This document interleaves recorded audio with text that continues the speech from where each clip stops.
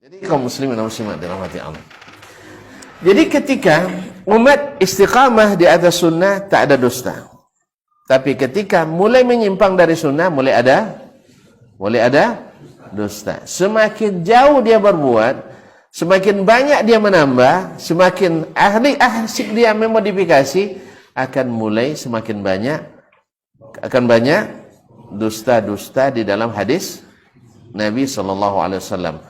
Maka dalam ilmu wad'ul hadis tercatat oleh para ulama seperti yang disebutkan oleh Imam Ibnul Jauzi misalnya dalam Muqaddimah Al-Mawdu'at, ya, bahwasanya yang rekor memalsukan hadis adalah yang paling parah adalah az-zanadiqah. Orang-orang zindik. Siapa zindik tadi? Sengaja masuk Islam untuk merusak Islam. Ini ahli memalsukan untuk mengacaukan pemahaman kaum muslimin. Yang kedua adalah Syiah Rafidah. Orang-orang Syiah. Apa sebab? Karena mereka juga paling jauh menyimpangnya. Yang ketiga adalah As-Sufiyah. Orang-orang Sufi, tasawuf. Apa sebab? Agamanya dengan rasa, agama dengan pengalaman. Akhirnya supaya pengalaman ini dikuatkan, maka perlu diriwayatkan. Akhirnya lahirlah sanad-sanad palsu untuk menguatkan.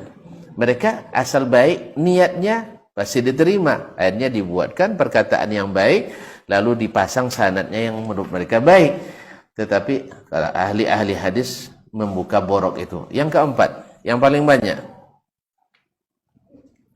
Ini juara bertahan kaum muslimin mana tuh datang. Nah, adalah para penceramah al-qussas,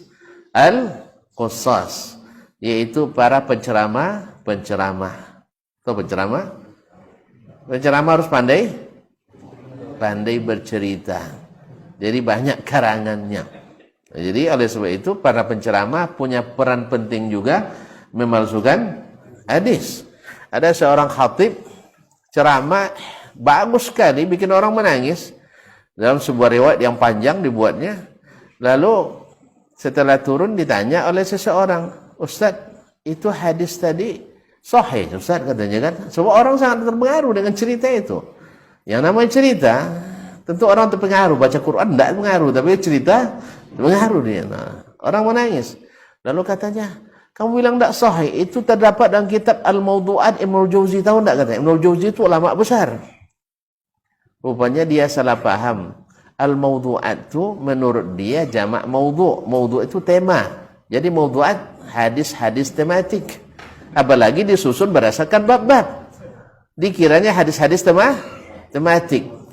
Padahal maksud Ibnul Jauzi adalah Al-Mawdu'at maknanya Al-Maqzubul Mukhtalaq. Itu hadis-hadis palsu. Jadi lain menurut penulis, lain menurut pembaca. Penulis bermaksud mengumpulkan hadis-hadis palsu. Pembaca memahami hadis-hadis tematik. Itu akibat daripada tidak membaca muqaddimah penulis.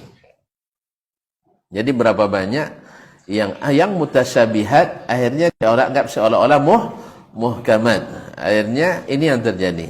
Ma'asyiral kiram. Nah, para penceramah termasuk yang juga ahli bikin cerita. Maka jangan aneh kalau nak kondang kita harus pandai berceramah. Biar hebat ceramahnya harus pandai bercerita. Biar banyak ceritanya harus pandai mengarang.